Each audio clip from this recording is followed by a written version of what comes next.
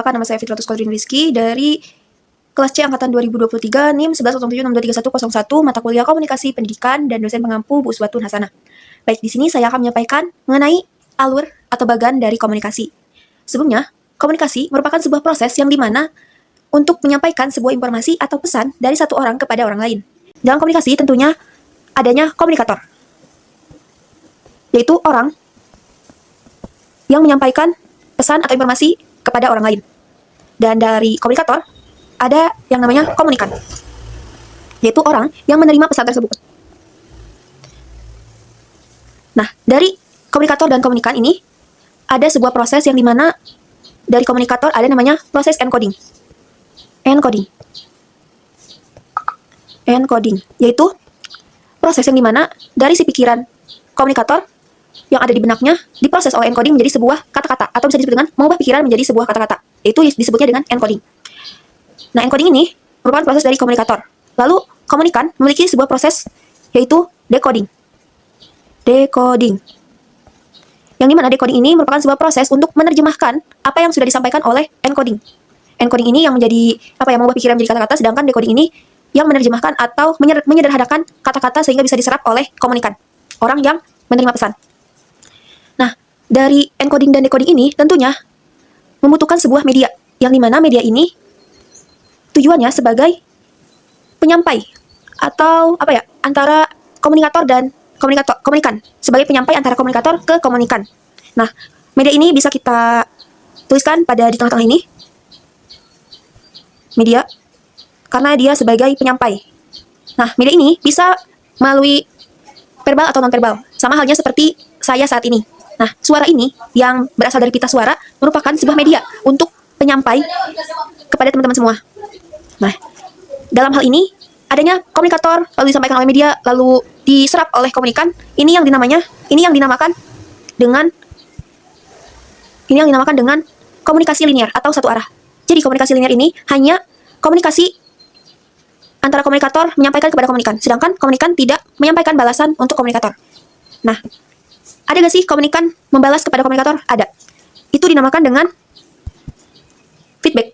Yang dimana feedback ini merupakan balasan dari komunikan ke komunikator. Feedback. Kita tempatkan di sini.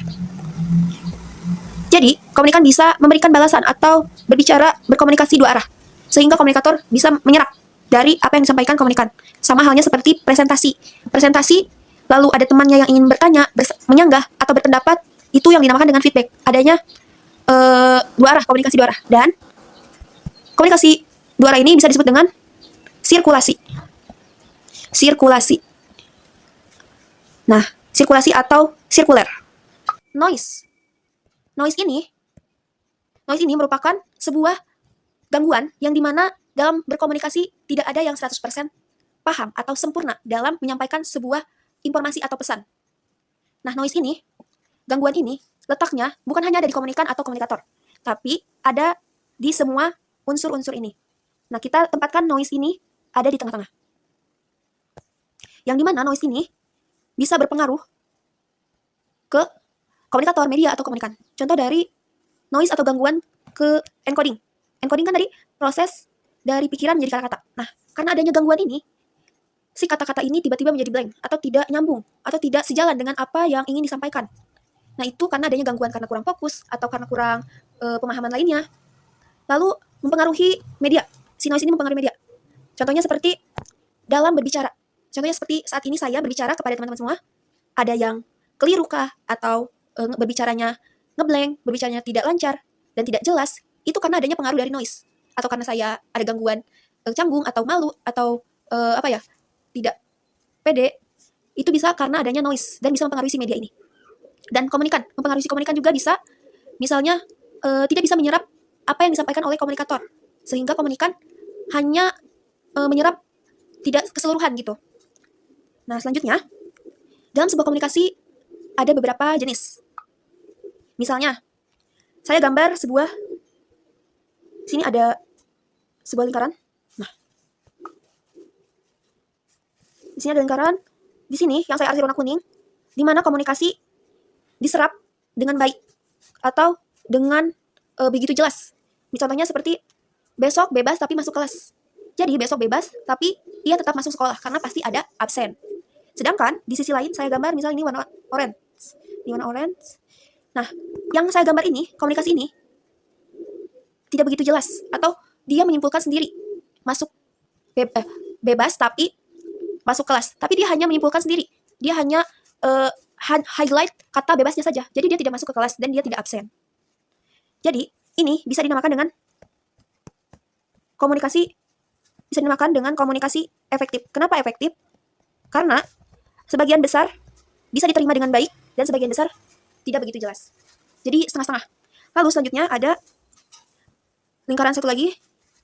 Nah, yang saya gambar di tengahnya ini, yang sedikit, itu bisa saja komunikasi yang tidak paham atau komunikasi yang tidak menyerap dengan baik oleh si komunikan. Nah, ini dinamakan dengan komunikasi tidak efektif. Komunikasi tidak efektif. Tidak efektif.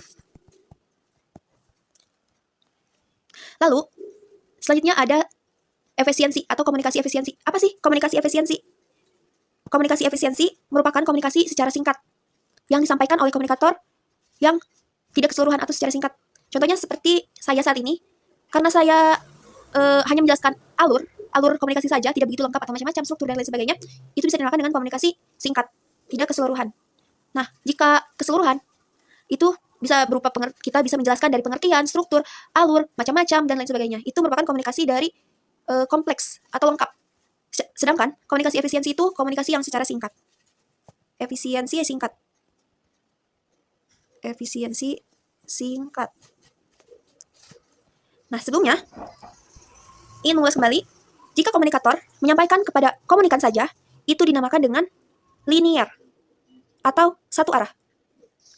Sedangkan, jika komunikator menyampaikan kepada komunikan, lalu komunikan menyampaikan balasan kepada komunikator, itu dinamakan dengan sirkuler, komunikasi sirkuler, atau sirkulasi. Berarti ada dua arah, dan feedback dari si komunikan. Mungkin itu saja yang bisa saya sampaikan mengenai alur komunikasi ini. Sekian dari saya. Wassalamualaikum warahmatullahi wabarakatuh.